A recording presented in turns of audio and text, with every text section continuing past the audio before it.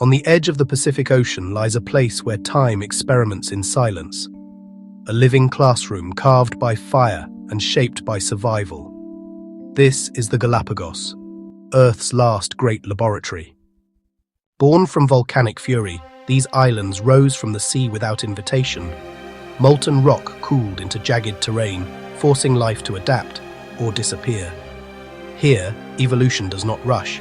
It tests, refines, and remembers. On these stark volcanic shores, born from fire and shaped by the sea, life has been forced into extraordinary transformations. Few creatures embody this relentless pressure to adapt more profoundly than one of the archipelago's most iconic residents.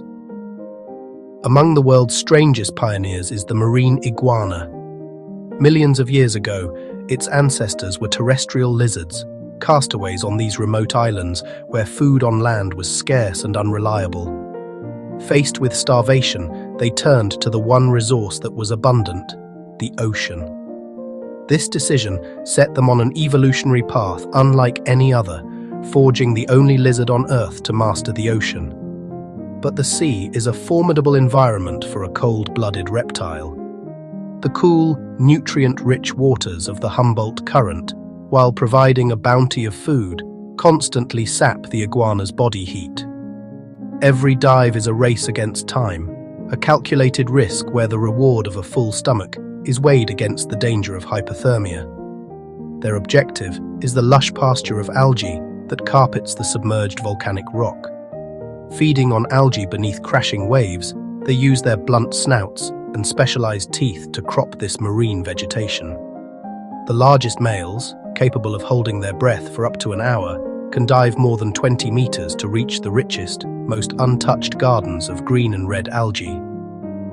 Smaller females and juveniles, less equipped to handle the cold of the deep, remain in the shallows, feeding in the turbulent intertidal zone when the tide recedes. While feeding, they inevitably ingest a large amount of salt water. To survive, they have evolved a remarkably efficient solution. Specialized glands connected to their nasal passages work to filter excess salt from their bloodstream. Periodically, it exhales salt through its nostrils, a forceful, deliberate sneeze that expels the concentrated saline solution.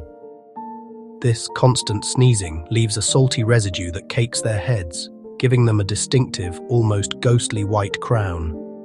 After a chilling foray into the ocean, their survival depends on the sun. They return to the black lava fields, their dark skin acting as a natural solar panel, absorbing the intense equatorial heat. They lie motionless, often piling on top of one another in great heaps to share and conserve warmth, their bodies slowly recharging for the next journey into the cold abyss. This creature is a living compromise between land and sea, a testament to life's incredible will to endure. On these ancient volcanic shores, survival is not only a matter of strength or endurance against the elements. It is a far more intricate game, a contest of persuasion. Here, in the great theatre of the Galapagos, the future of a species is not seized by force, but won through artful courtship.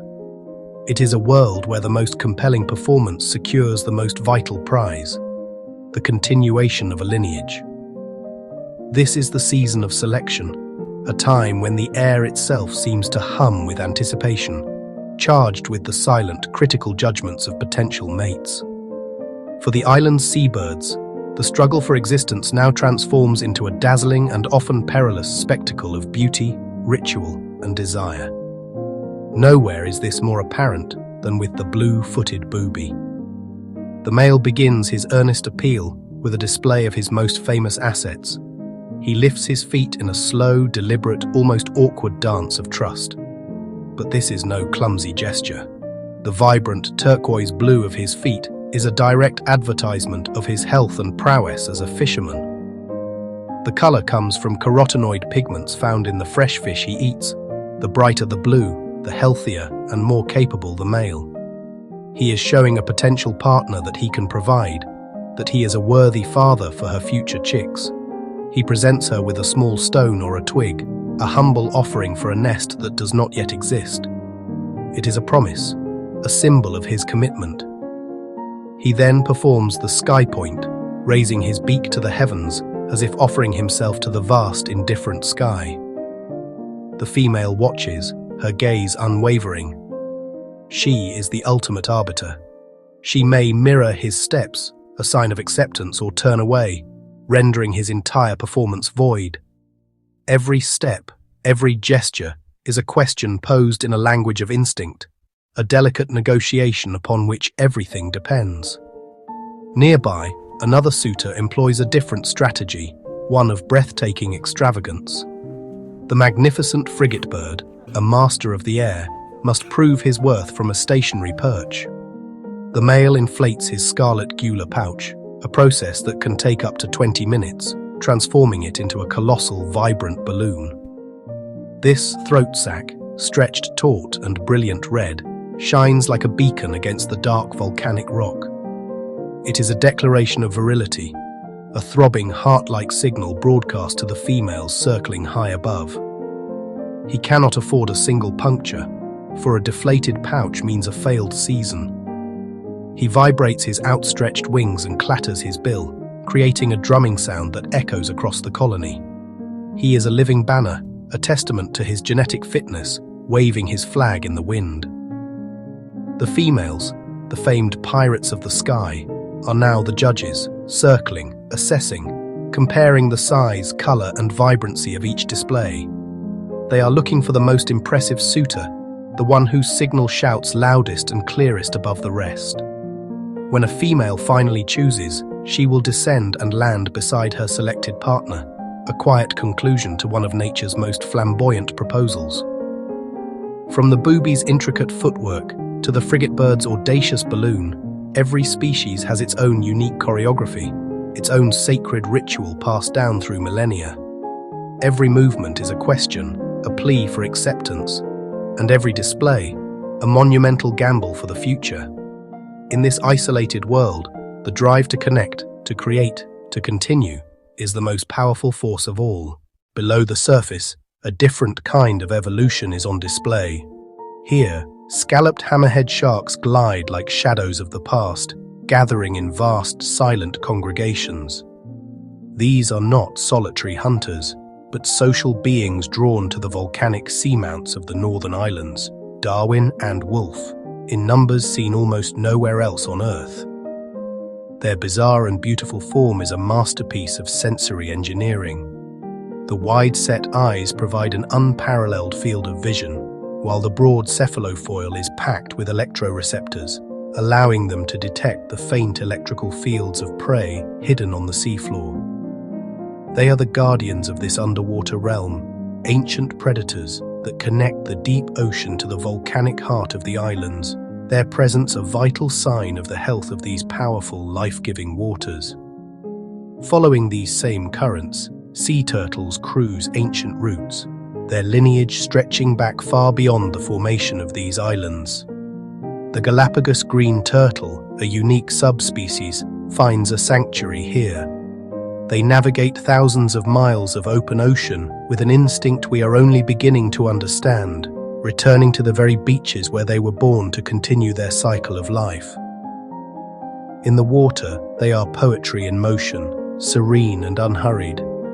They are the gardeners of the sea, diligently grazing on algae and seagrass, maintaining the delicate balance of the coastal ecosystem. To witness one is to feel a connection to the deep, enduring rhythm of the planet, a creature whose existence is a testament to survival against all odds. Back on the land, time moves at a different pace. Here, giant tortoises carry the history of the islands on their backs. These gentle behemoths are the architects of the landscape, their grazing patterns and seed dispersal shaping the very vegetation of the highlands.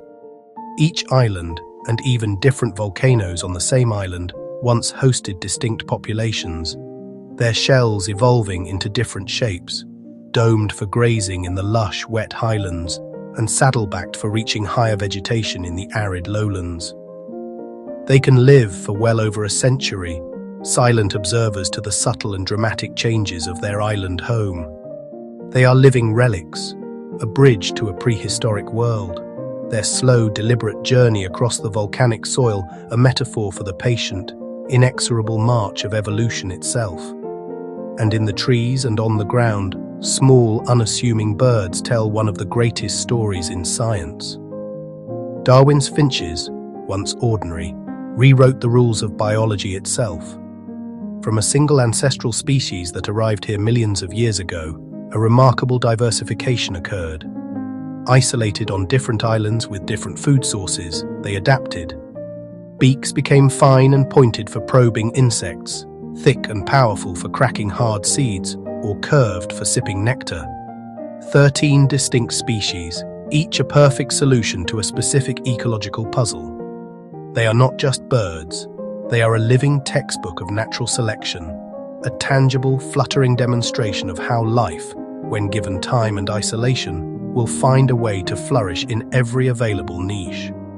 From the crushing pressure of the deep sea to the sun-baked volcanic highlands, ocean and earth speak the same language here: adaptation.